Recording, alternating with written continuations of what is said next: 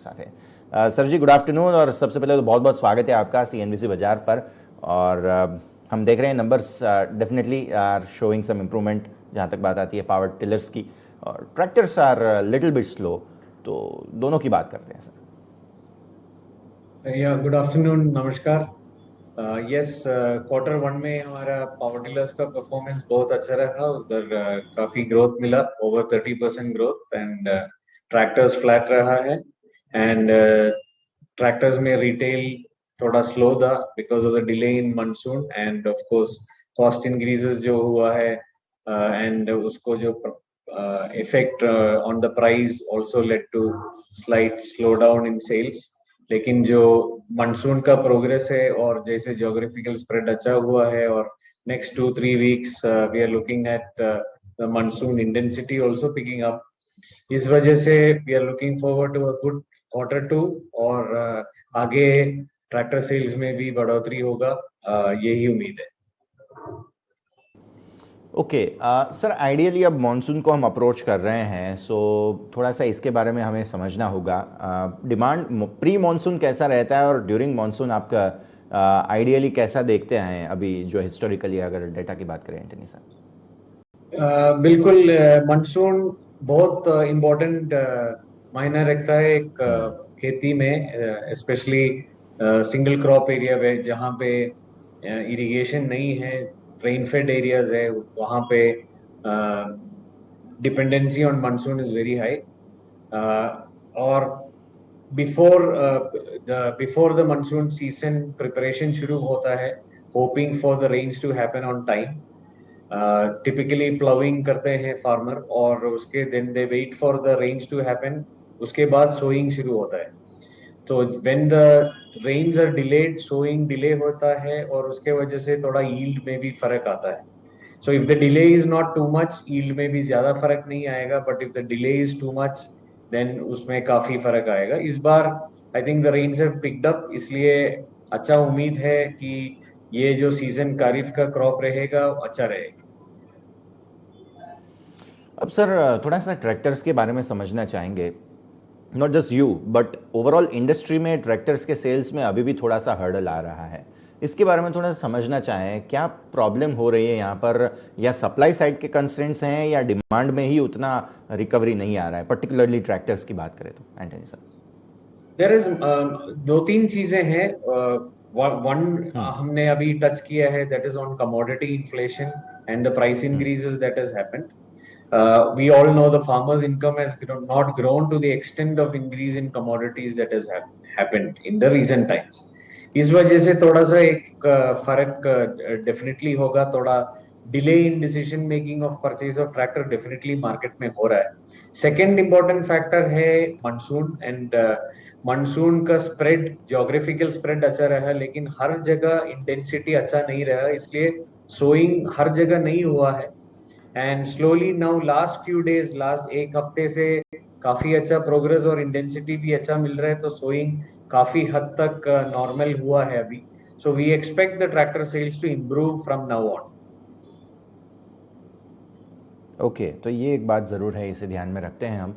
और सर ये जो रॉ मटेरियल के प्राइसेस का इशू है, इसके बारे में थोड़ा सा ट्रेंड लाइन में समझना चाह रहा हूँ।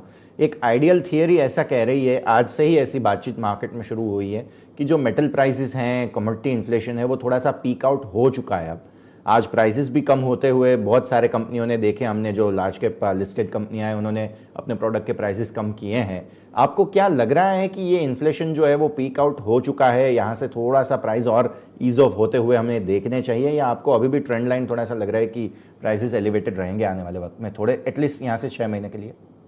पिछला दो 1 वीक और सो हमने कूलिंग ऑफ दिखा है कमोडिटी प्राइसेस में, but the real question is ये सस्टेनेबल है कि नहीं है। So now there is a feeling that it is going to be sustained, और क्योंकि demand is falling off across the globe, so that could lead to commodity inflation becoming stable, or the inflation cooling off.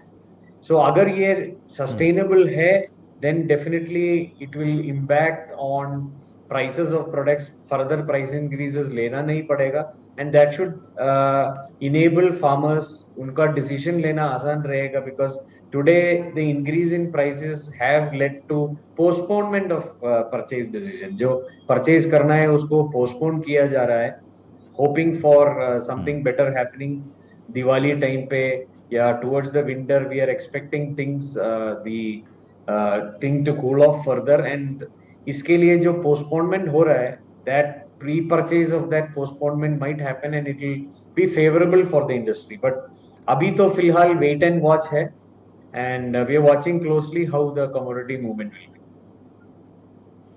Okay, तो अब आते हैं sir थोड़ा सा market share की स्थिति पर। हाल में जो भी नंबर्स हम देख रहे हैं, पावर टिलर्स में हमें इतना अच्छा नंबर मिला है, तो मार्केट शेयर में कोई परिवर्तन कैसे देख रहे हैं? कितना हमने खासा गेन किया है, ज़्यादा? हम पावर टिलर सेगमेंट में 60% मार्केट शेयर है हमारा। We are the leaders in the tractor, I mean the power tiller industry. In the tractor market share in the compact segment we are more और less maintaining, हमारा जो market share है maintain किया है। But however in the higher SP segment, जिसमें हम पिछले साल से हम उस सेगमेंट में आए हैं, we are yet to grow in that segment.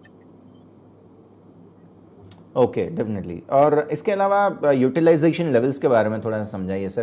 Capacity हम कितना यूज़ कर रहे हैं? कोई कैपेक्स की योजना आने वाले वक्त में? अभी फिलहाल कोई कैपेक्स की रिक्वायरमेंट नहीं है। हमारा ट्रैक्टर प्लांट करीब 50-60% यूटिलाइजेशन में चल रहा है। तो हमारा जो जॉइंट वेंचर साइन हुआ है उसके through later half of the year में प्रोडक्ट्स लॉन्च होगा and the utilisation will improve. फिलहाल in the power tiller space, not immediately but in the near future हमको कैपेसिटी पे काम करना पड़ेगा, as that we expect the small farm mechanisation to grow faster. Okay, sir फिर से जो raw material price की हमने बात की थी, आपने भी कहा है कि थोड़ा सा कूल ऑफ होने लगा है, तो इससे हमारे मार्जिन पर बहुत अच्छा पॉजिटिव असर आना होना चाहिए। तो इसको कैसे देख रहे हैं सर? मार्जिन की कोई ट्रेंड लाइन अगर आप हमें बता सके तो। I think the margins will be maintained because there are several growth projects, several steps we had, हमने जो काफी स्टेप्स लिया है उसको मार्जिन्स को मेंटेन करने के लिए, और वो कॉस्ट प्रेशर्स, कॉस्ट प्रोजेक्ट्स जो है वो फिलहाल इम्प्लीमेंट होना चाहिए। ग्रोथ प्रोजेक्ट्स जो हमने शुरू किया है उसको implement, I mean the acceleration of implementation of those projects will happen. So फिलहाल the margins will be maintain. Okay, definitely, तो मार्जिन्स मेंटेन हो सकते हैं। और इसके अलावा सर एक्सपोर्ट की सिचुएशन, क्योंकि फ्रेट वगैरह रेट्स वो भी ऊंचे थे, हमने देखा जो इन्फ्लेशन है उसके साथ साथ ये फ्रेट रेट्स में भी काफ़ी इजाफा हुआ था, अब वो भी थोड़ा सा कूल ऑफ होने लग गए हैं। तो ये भी एक एस्पेक्ट हमें समझाइए। और एक्सपोर्ट मार्केट की क्या स्थिति रही है फिलहाल अभी? एक्सपोर्ट मार्केट्स बहुत अच्छा चल रहा है। पिछले साल भी अच्छा ग्रोथ हुआ है, in quarter one also we have seen growth, and we expect ये जो ग्लोबल मार्केट्स में जो इंडियन ट्रैक्टर का एक्सेप्टेंस है काफी हाई है, and we are growing in Europe. हमने पिछले साल यूरोप में फोकस किया था, इस साल कुछ कंट्रीज जो यूरोप में हमने एंटर नहीं किया था लास्ट ईयर, उस कंट्रीज में हम इस साल एंटर करेंगे। We entered Africa last year, और इस साल हम जो higher horse power products launch कर रहे हैं that will also be taken to Africa. Quarter one में हमने साउथ ईस्ट एशिया में एंट्री किया है, और इस साल हम लैटिन अमेरिका में भी एंट्री करेंगे। So overall the global business for tractors, specially tractors from India, are looking good. Okay, definitely. और एक आखिरी सवाल सर, कोई नए प्रोडक्ट्स पाइपलाइन में, या फिर इलेक्ट्रिक का बहुत बज़ बन रहा है, तो इसकी दिशा में कोई नया डेवलपमेंट आपकी ओर से, एंटनी सर? बिल्कुल, हम नए प्रोडक्ट्स लॉन्च कर रहे हैं। सेकेंड हाफ में हमारी जो जीटोर के साथ जो काम हो रहा है उधर से जो प्रोडक्ट लॉन्चेस होगा second half of this year हो रहा है। और उसके अलावा कॉम्पैक्ट ट्रैक्टर सेगमेंट में भी 2 प्रोडक्ट्स हम लॉन्च कर रहे हैं। इलेक्ट्रिक ट्रैक्टर्स फिलहाल we are not launching any product this year, however हमने इन्वेस्ट किया है इलेक्ट्रिक ट्रैक्टर्स में, और जो हमारा सप्लाईज शुरू हो रहे हैं toward in the the whom we have tied up with in US market, supply agreement हमने जो साइन किया है उनको कंपोनेंट्स हम इधर से सप्लाई कर रहे हैं, वो फिलहाल इस साल शुरू हो रहे हैं, हो जाएगा।